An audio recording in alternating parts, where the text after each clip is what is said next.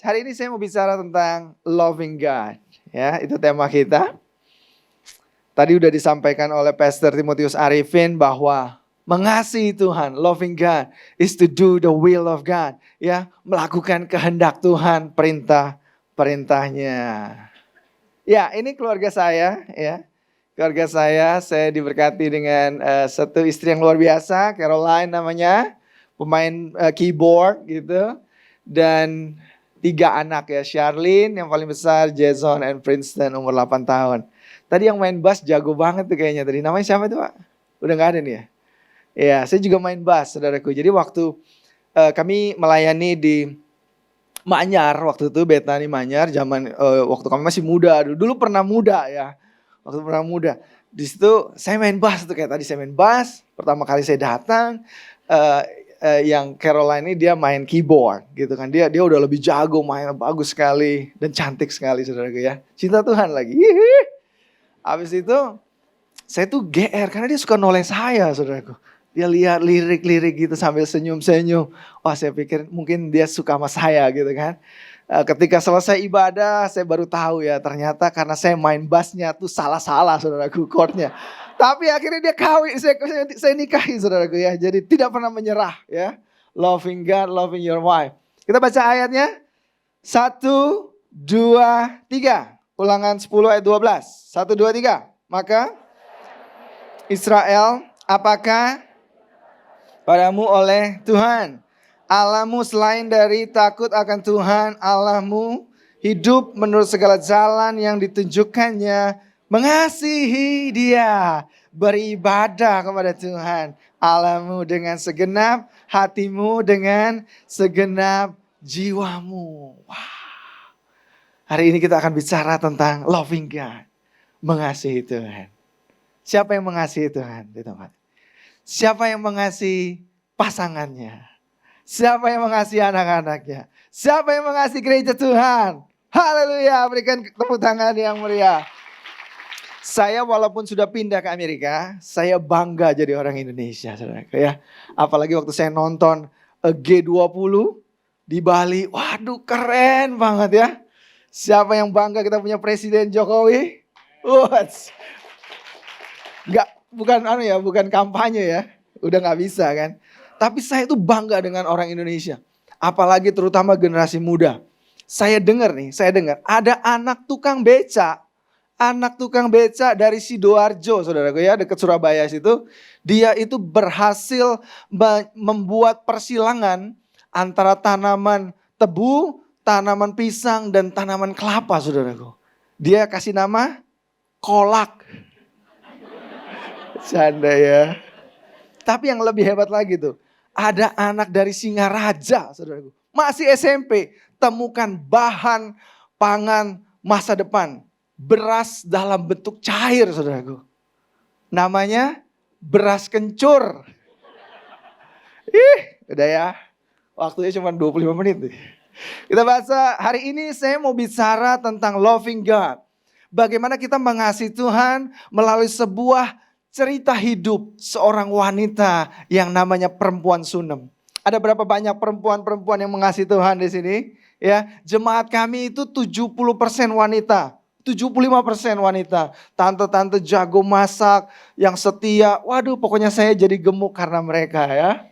Habis ibadah kita makan-makan, makanannya enak-enak banget gitu. Jadi saya mengasihi Tuhan percayakan mengembalakan para tante-tante, ibu-ibu, wanita yang luar biasa di kota Tampa ya. Hari ini kita akan belajar tentang perempuan Sunem ya. Kita baca sama-sama 1, 2, 3. Pada suatu hari Elisa pergi ke Sunem. Di sana tinggal seorang perempuan kaya yang mengundang dia makan. Dan seberapa kali ia dalam perjalanan singgahlah ia ke sana untuk makan. Wah, diberkatilah orang yang suka memberkati, mengajak makan hamba Tuhan. Jadi nanti selesai ibadah kita makan di mana, Pak? Tadi saya dengar Pastor Sony cerita bahwa sharing gitu ya, bahwa sering sekali beliau dan istrinya Ibu Shana ngantar makanan ke rumah Om Frankie dan Tante Hermini ya, bagaimana mereka memberkati dan luar biasa, dan pasti orang yang memberkati akan diberkati. Selanjutnya 1, 2, 3, berkatalah perempuan itu kepada suaminya, Sesungguhnya aku sudah tahu bahwa orang yang selalu datang kepada kita itu adalah abdi Allah yang kudus. So ada seorang wanita yang cinta Tuhan. Ya, dia love God, she loves God. Ya, kemudian dia punya suami. Suaminya juga mendukung pelayanannya. Ya. Kemudian ada seorang abdi Allah. Siapa namanya? Elisa. Oke, lanjut ya. Kemudian dia bilang begini, 1, 2, 3. Baiklah, kita membuat sebuah kamar atas yang kecil yang berdinding batu. Dan baiklah kita menaruh di sana baginya sebuah tempat tidur, sebuah meja, sebuah kursi, dan sebuah kandil. Maka apabila ia datang kepada kita, ia boleh masuk ke sana. Bukan cuma dia suka ngajak makan loh. Ya, bukan cuma dia menjamu hamba Tuhan. Dia sampai buatin kamar. Ada yang bangunkan rumah buat pendeta di sini? Enggak, bukan promo ya, bercanda ya. Tapi dia bilang begini loh, kalau dalam bahasa Inggris, let us make a small room. Make a room, ya. Buat satu ruangan. Nah, kalau salah satu tanda yang kita lihat dalam kehidupan wanita Sunem ini, dia mengasihi Tuhan dengan dia memberi ruang.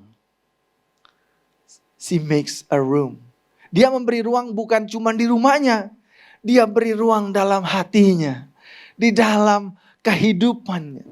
Kalau engkau mengasihi Tuhan, engkau harus berikan ruang untuk Tuhan bekerja dalam hidup saudara. Amin. Saudara harus beri ruang. Saudara harus kasih kesempatan Tuhan bekerja dalam hidup saudara. Barusan saya ngobrol dengan Om Frankie sebelum beliau terbang ke Jakarta. Kita ngomong tentang loving God. Beliau bilang begini, mengasihi Tuhan, loving God, itu mengasihi Tuhan dengan sepenuhnya. Sampai di dalam hati kita itu tidak ada ruang untuk iri hati masuk. Begitu dia bilang. Saya pikir, wah. Jadi ruangan dalam hati saudara ini isinya siapa? Isinya rupiah, dolar, atau isinya yang lain saudaraku. Isinya, tapi kalau engkau mengasihi Tuhan, engkau berikan ruang buat Tuhan bekerja dalam hidup saudara. Ada amin, itu yang pertama ya. Nah, kita lanjut 1, 2, 3. Pada ia ke sana, lalu masuklah ia ke kamar atas itu dan tidur di situ. Kemudian berkatalah ia kepada Gehasi bujangnya, panggillah perempuan Sunem itu, lalu dipanggilnyalah perempuan itu dan ia berdiri di depan Gehasi. Lanjut, 1, 2, 3. Elisa telah berkata kepada Gehasi, cobalah katakan kepadanya, sesungguhnya engkau telah sangat bersusah-susah seperti ini untuk kami. Apakah yang dapat kuperbuat kepadamu? Adakah yang dapat kubicarakan tentang engkau kepada raja atau kepada kepala tentara? Jawab perempuan itu apa? Aku ini tinggal di tengah-tengah kaumku. Kalau dalam bahasa Inggris dia bilang begini. She answered, I dwell among my own people. Itu seperti dia berkata bahwa aku cukup. Ya, aku tinggal di tengah-tengah bangsaku yang mengasihi aku hidup dengan cukup. Satu kali tersentuhlah Nabi Elisa. Ya, aduh perempuan ini baik sekali. Dia begitu mengasihi perhatian dengan dia. Dia buatkan satu ruang dalam rumahnya begitu kan. Dan dia itu tanya gitu. Ya kalau Tuhan kita nih ya. Saudara tuh gak usah minta ini. Saudara gak minta. Tapi kalau hatimu sama Tuhan itu dekat. Tuhan tuh bilang apa sih? Kamu tuh selama ini belum pernah minta apa-apa daripadaku. Itu firman Tuhan ya. Mintalah. You have not because you ask not. Gitu ya. Kamu gak menerima karena engkau tidak meminta atau tidak berdoa. Jadi satu kali Elisa itu datang. Dan dia tersentuh. Dia bilang saya kenal raja-raja. Aku kenal jenderal-jenderal dari kepala tentara. Kamu butuh apa? Kamu butuh surat rumah belum keluar. Kamu butuh mungkin koneksi mau buka restoran di Kuta gitu, mau buka hotel. Saya bisa bantu. Tapi jawabnya apa? Aku tinggal di tengah-tengah kaumku. Dia gak minta saudaraku. Tapi Tuhan kita dahsyat ya. Lanjut lagi ya kehidupan dia. Apa sih yang dia bilang gini, His grace is sufficient for me. Orang yang mengasihi Tuhan, dia rasa cukup. Dia enggak terus menuntut kepada Tuhan. Tuhan, yang lain diberkati, aku enggak. Ya, tidak seperti itu ya. Tapi anugerahnya cukup bagiku. Itu salah satu tanda orang yang mengasihi Tuhan. Lanjut, 1, 2, 3. Kemudian Elisa, apakah yang dapat kuperbuat baginya? Jawab Gehazi, ia tidak punya anak, suaminya sudah tua. Dan sesudah dipanggilnya, berdirilah perempuan itu di pintu.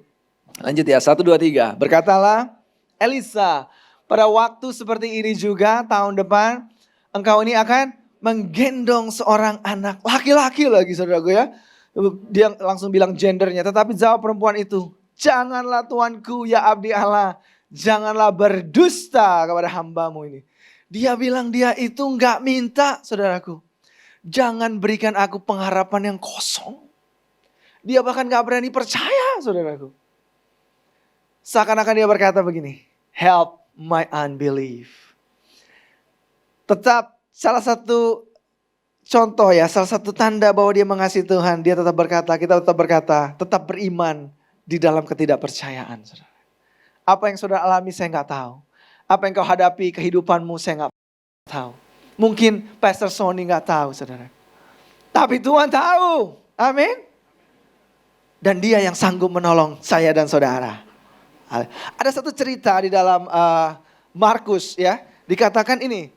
Kita baca sama-sama ya. 1, 2, 3. Jawab Yesus. Katamu, jika engkau dapat, tidak ada yang mustahil bagi orang yang percaya. Segera anak Allah itu berteriak apa? Aku percaya, tolonglah aku yang tidak percaya ini. Dia punya anak laki-laki sakit ayan, saudaraku. Terus dia juga gak bisa ngomong, bisu. Kerasukan setan. Lalu ini yang terjadi. Murid-murid usir setan gak bisa. Maka mereka datang kepada Yesus.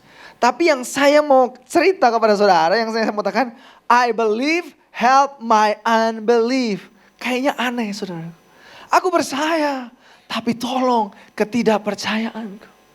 Saya nggak tahu saudara di sini gimana. Mungkin iman saudara iman yang sempurna, ya, yang nggak pernah ragu mungkin begitu ya. Iman yang memindahkan gunung begitu kan.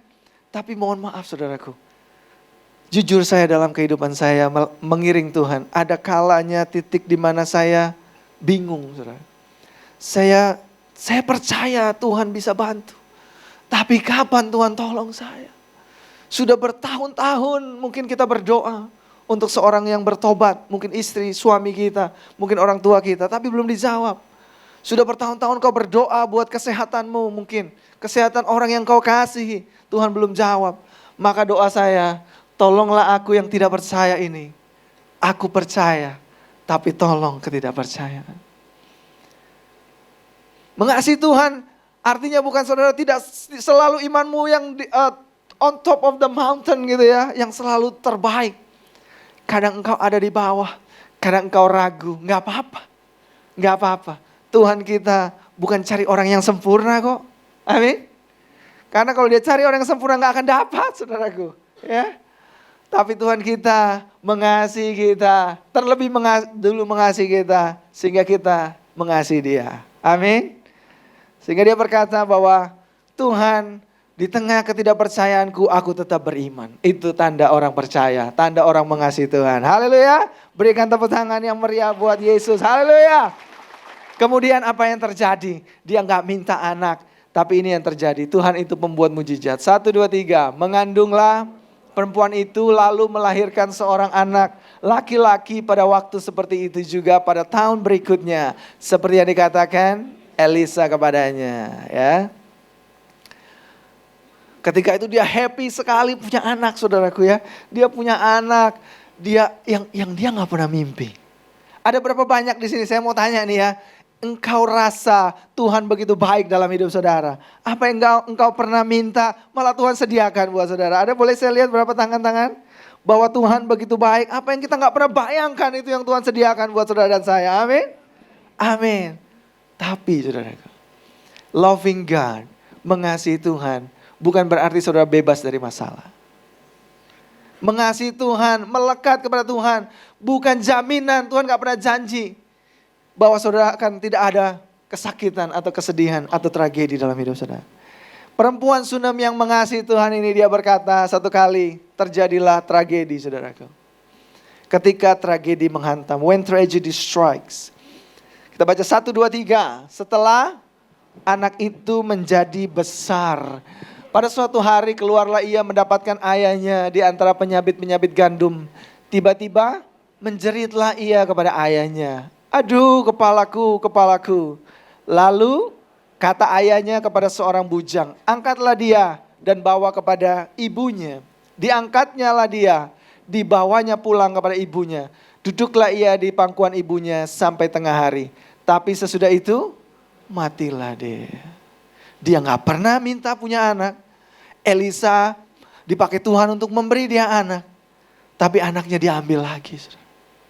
Ada berapa banyak kita alami seperti itu. Tapi ini loh yang saya suka. Loving God. Itu kita berani bilang bahwa jiwaku baik-baik saja. It is well with my soul. Ini kenapa saya suka sekali dengan cerita perempuan Sunam ini, karena ini. 1, 2, 3. Demikianlah perempuan itu berangkat dan pergi kepada abdi Allah di Gunung Karmel. Karena anaknya udah mati ya. Lalu segera sesudah abdi Allah melihat dia dari jauh, berkatalah ia kepada Gehazi bujangnya. Lihat, perempuan Sunam itu datang. Larilah menyongsongnya dan katakanlah kepadanya, selamatkah engkau? Selamatkah suamimu? Selamatkah anak itu? Jawabnya dia apa? Dia bohong gak nih saudara kelihatannya? Kelihatannya dia bohong. Anaknya mati. Ya, kalau dalam bahasa Inggris berkata begini ya. Run at once to meet her and say to her, is all well with you? Ya kan? Is all well with your husband? Is all well with the child? And she answered, all is well. Seakan-akan dia kayaknya denial gitu. Dia tidak mau mengakui bahwa anaknya sedang mati. Tapi yang saya pelajari bahwa dalam bibir kita ini loh. Perempuan-perempuan, wanita-wanita yang mengasihi Tuhan di tempat ini. Pria-pria yang mengasihi Tuhan di tempat ini. Anak-anak muda yang mengasihi Tuhan di tempat ini. Jaga perkataan saudara. Jangan kutuki anak saudara. Jangan katakan hal yang negatif. All is well. Kita baca ya. 1, 2, 3. Dan sesudah ia sampai ke gunung itu, dipegangnya lah kaki abdi Allah itu. Tapi Gehazi mendekat hendak mengusir dia. Lalu berkatalah abdi Allah, biarkanlah dia. Hatinya pedih. Tuhan menyembunyikan hal ini daripadaku. Tidak memberitahukannya kepadaku. Bahkan abdi Allah ini tidak dikasih tahu oleh Tuhan. Yang ayat 28. 1, 2, 3. Lalu berkatalah perempuan itu, adakah ku minta seorang anak laki-laki daripada Tuanku? Bukankah telah ku katakan, jangan aku diberi harapan kosong. Dia gak pernah minta, saudara. Tapi Tuhan kasih anak. Anaknya satu kali dipanggil oleh Tuhan. Tapi dia bilang, all is well. All is well. It is well with my soul. It is well with my soul. Tapi saya percaya ini saudaraku. Orang yang mengasihi Tuhan, if you love God, you trust God that God is in control. Ya, kalau saudara mengasihi Tuhan, saudara percaya bahwa Tuhan masih pegang kendali. Ada amin di tempat ini? Haleluya. Tadi ada Pak Amin, tadi saya baru kenalan ya. Tadi katanya nanti ada Pak di atas katanya gitu, bercanda ya dia. Lanjut 1, 2, 3. Dan ketika Elisa masuk ke rumah, ternyata anak itu sudah mati dan terbaring di atas tempat tidurnya. Sesudah ia masuk, ditutupnya lah pintu. Sehingga ia sendiri dengan anak itu di dalam kamar. Kemudian berdoalah ia kepada Tuhan. Dia Allah yang sanggup membangkitkan. 1, 2, 3. Sesudah itu ia berdiri kembali dan berjalan dalam rumah itu sekali ke sana dan sekali ke sini. Kemudian meniara pula lah dia di atas anak itu. Maka bersinlah anak itu sampai 7 kali. Lalu membuka matanya. Kemudian Elisa memanggil Gehazi dan berkata, panggillah perempuan itu. Dipanggilnya dia, lalu datanglah dia. Maka berkata Elisa, angkatlah anakmu ini. Wow, the greatest miracle in her life. Dia alami kebangkitan Seorang yang mati, anaknya yang mati dibangkitkan, saudara. Karena dia mengasihi Tuhan. Dan dia percaya bahwa Tuhan tetap pegang kendali. Haleluya. Saya akan tutup dengan ini, saudara. Bahwa kalau kita mengasihi Tuhan, ya, katakan sebelah saudara, kalau engkau mengasihi Tuhan, masa depanmu akan lebih baik daripada masa lalumu. Katakan begitu ya. The best is yet to come. Yang terbaik itu masih di depan kita, saudaraku. Bukan di belakang kita. Kita lihat ya dari kehidupannya dia. 1, 2, 3. Elisa telah berbicara kepada perempuan yang anaknya dihidupkan. Ini lama, bertahun-tahun setelah anaknya dibangkitkan ya. Katanya berkemaslah, tadi kan chapter 4. Pasal 4, sekarang ini pasal 8 ya. Berkemaslah, 1, 2, 3. Berkemaslah dan pergilah bersama-sama dengan keluargamu. Dan tinggallah di mana saja engkau dapat menetap sebagai pendatang. Sebab Tuhan telah mendatangkan kelaparan yang pasti menimpa negeri itu 7 tahun lamanya. Lanjut ya, 1, 2, 3. Lalu berkemaslah perempuan itu dan dilakukannya seperti perkataan abdi Allah itu. Ia pergi bersama-sama dengan keluarganya, lalu tinggal menetap sebagai pendatang di negeri orang Filistin. Berapa lama? 7 tahun lamanya. Dan setelah lewat 7 tahun itu, pulanglah perempuan itu dari negeri orang Filistin. Kemudian ia pergi mengadukan perihal rumahnya dan ladangnya kepada raja. Nah, ketika ada diberitahu ya, dikasih warning bahwa akan ada kelaparan selama 7 tahun, dia disuruh mengungsi. Dalam pengungsian 7 tahun ini, rumahnya diambil oleh orang. Ladangnya diambil oleh orang. Apa yang dia tinggalkan diambil oleh orang lain. Dia gak punya apa-apa lagi di tengah-tengah bangsanya. Boleh pemain keyboard? Bakal maju nanti Pak ya, jam 5 menit ya, boleh. Nanti bantu saya ya pemain keyboard. Nah, kemudian dia datang kepada raja. Dia ingin mengadukan perihal rumahnya dan ladangnya. Dia 7 tahun dalam perantauan, dia kembali, dia gak punya apa-apa. Rumah yang dia tinggali, di mana dia membesarkan anaknya sudah dimiliki oleh orang lain. Ladangnya diambil, direbut orang lain. Lalu dia datang kepada raja. Oh belum, sorry, did I do it? Oke. Lalu lanjut ya. Lalu apa yang terjadi? 1, 2, 3. Raja sedang berbicara kepada Gehasi, bujang abdi Allah itu. Katanya, cobalah ceritakan kepadaku, ya tuanku raja, inilah perempuan itu dan inilah anaknya yang dihidupkan Elisa. Saudara masih ingat ya, Gehasi itu bujangnya Elisa yang pernah kena kusta ya, leper ya. Tapi dia disembuhkan Tuhan loh ya. Saudara kalau nggak bingung apakah dia ini bakal mati apa enggak, ini cerita selanjutnya saudara. Gehasi ternyata disembuhkan Tuhan. Kalau dia masih punya kusta, dia nggak bakal datang kepada raja ini. Ya, dia nggak bisa dekat raja dan cerita, saudara. Oke. Kemudian Gehasi itu cerita kepada raja ini bahwa ada seorang abdi Allah yang namanya Elisa. Tuhan pakai dia melakukan mujizat 2 kali lipat daripada yang dilakukan oleh Elijah, begitu kan? Wah, raja ini senang sekali dia dengar cerita itu. Lalu ceritanya sampai kepada perempuan Sunem ini, di mana Nabi Elisa membangkitkan anak yang mati. Begitu ini tiba-tiba kok pas waktunya tuh bisa bareng gitu ya. Boleh piano main pelan sedikit gitu ya. Tiba-tiba kok muncul wanita itu saudara. Ujuk-ujuk begitu ya. Sekonyong-konyong tiba-tiba muncul. Lalu baru lagi cerita. Ini loh raja, ini perempuannya. Ini buktinya. Bukti hidupnya. Lalu dia datang, raja sangat terpukau saudaraku. Dan ini yang dia katakan. 1, 2, 3. Lalu raja bertanya-tanya dan perempuan itu menceritakan semuanya kepadanya. Kemudian raja menugaskan seorang pegawai istana menyertai perempuan itu dengan pesan. 1, 2, 3. Pulangkanlah segala miliknya dan segala hasil ladang itu sejak ia meninggalkan negeri ini sampai sekarang. Apa yang hilang? Apa yang pernah dicuri oleh iblis dalam hidup saudara? Kalau engkau mengasihi Tuhan, you love God. Tuhan akan kembalikan 7 kali lipat, amin. Lebih besar. Bahwa kalau engkau mengasihi Tuhan, ada banyak hal yang terjadi dalam hidup saudara. Tapi kita mau belajar daripada perempuan Sunam ini. Bagaimana dia tetap percaya di tengah ketidakpercayaannya dia. Bagaimana dia juga buka ruang dalam hidupnya. Tuhan itu sanggup. Kalaupun ada kata mustahil, dokter sudah bilang ini udah gak mungkin. Tetap beri ruang. Tuhanku sanggup. Amin. Ada 2 kata di dalam bahasa Inggris berkata begini. Ini kata yang selalu saya katakan lagi ketika saya dalam masalah yang besar, saudara.